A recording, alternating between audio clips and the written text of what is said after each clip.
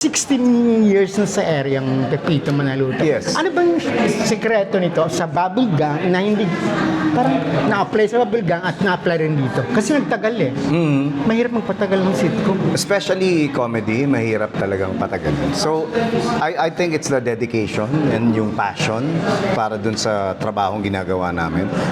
And also yung resource siguro. Marami kasing pagkukuhanan eh. Yung bubble gang, marami. Mirror mo lang yung society. Huli mo na yan. The same thing with Pepito Manaloto. Gaya na na-explain ko sa inyo kanina.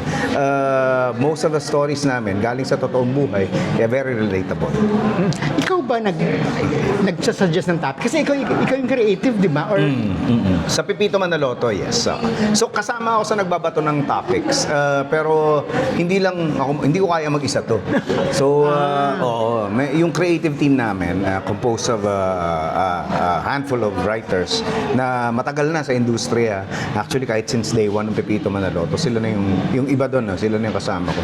So talagang hindi matatawaran yung galing nila at saka yung ear nila at saka yung eye nila for things na nangyayari sa paligid para ma-translate into the show. bakit ang gaan ng Pepito panoorin?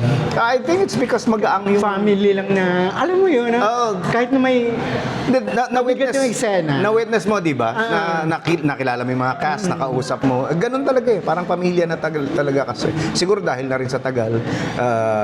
Kaya rin siguro, isa rin siguro sa mga dahilan nyo kung bakit tumagal is because magkakakilala na kami talaga, personally. May nakatampuhan ka bang cast or before? Wala, ano lang, interviewer lang, nakatampo. Hindi naman ako. Hindi, wala nangyari ganun. Walang Saka ganun. siguro sa mga dahilan yun eh, kung bakit ang tagal-tagal na. Never kayo nag-away sa set? Sa set, wala. Creative differences. Creative, pero Oo. hindi artista. I think it's one of the reasons kung bakit at one point tumigil yung show.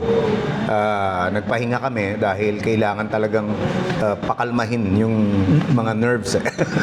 May mga eksena ba kayo na on the spot tinitweak nyo? Madami, oo. Kasi dito sa show namin, nagkakaroon kami ng table read na tinatawag. It's a professional way of dealing with Bago sumalang? Oo, bago sumalang. Lahat? Sa simula ng taping, nagta-table read muna kami. So binabasa namin, minsan hindi nga lang isang episode. Minsan 2, 3 episodes binabasa namin. So at that point, yung table read namin, it's like the second sifting na. Pangalawang sala na to. Kasi niread na namin yan ng mga writers. Pero dahil involved na yung mga artista, meron silang naisasuggest para dun sa characters. So parang nagbabatuhan kayo? Tapos Yes. kung parang hindi patok, so Oo. may tweak. Sasabihin ni, alam si Maria, parang hindi sasabihin ni Maria to. Parang masasabihin ni Maria, ganito. So yun ang may gagawa namin.